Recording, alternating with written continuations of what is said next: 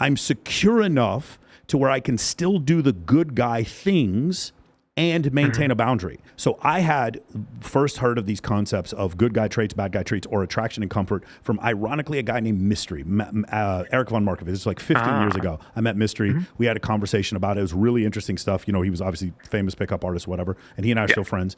And in doing that, I moved to Las Vegas, and one of the things that I saw was women, they would go to these different events, and these modeling agencies would bring atmosphere models, and the women were treated like cattle. The dudes were excessively rude to them. I watched this happen over and over again, and I got this concept. I was like, what if we didn't treat them like cattle, but I could still maintain boundaries? And then I learned about pre-selection, or what you talk about, mate choice copying. And I was like, what if I just use pre-selection as an attraction trigger? I maintain my boundaries, but I'm still really fucking nice to them. Nice to them like a friend. I don't stare at their boobs. I don't give them special treatment because they're hot. What if that happened? And I will tell you, Homath, it has been outrageously effective. Outrageously effective in the number of women that come into my life that had wanted to date me or wanted to come to my events or introduce me to other women. That was probably the most successful strategy. And I didn't know. It was a total experiment what I was doing. But when I listened to you and Sadiya Khan, it makes way more sense to me. I'm able to, I'm secure enough to where I can still do the good guy things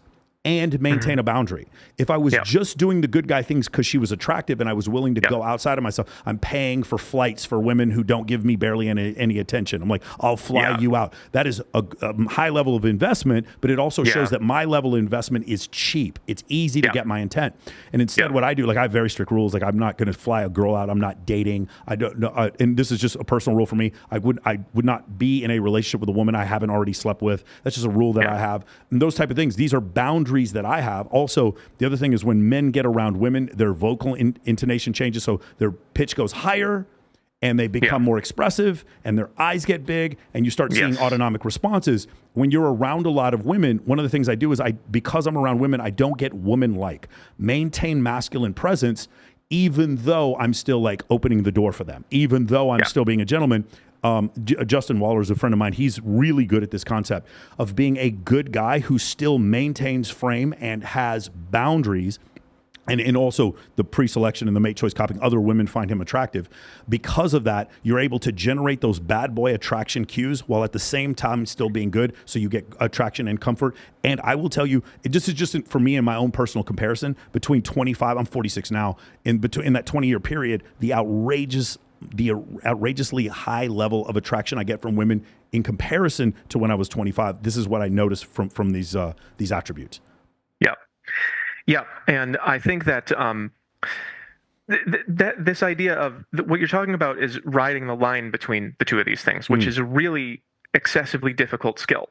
And one of the reasons that I should print it out. I have it on my phone. I have this Aquil integral map that I use that is, I'm not sure if it's even going to show up. There it is. These are levels of psychological development. I guess my camera's not quite good enough to see it. But yeah, these are levels of psychological development that I studied academically. And part of what I do focuses on showing people where they are and how to move up. And I believe that moving people up in psychological development gives you more ability to understand what's going on in the mind of your partner and in the mind of yourself. So you know when she's asking for this and this, and when you are feeling this and this, and it gives you more of an ability to, in this environment where we this is what we're dealing with, and it's just this overwhelming, like, society is changing in not good ways.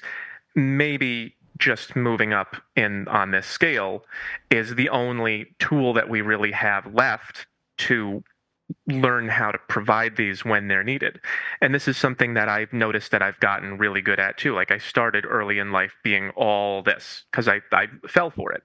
They said, be nice and women will like you. And I fell for it and they didn't like me.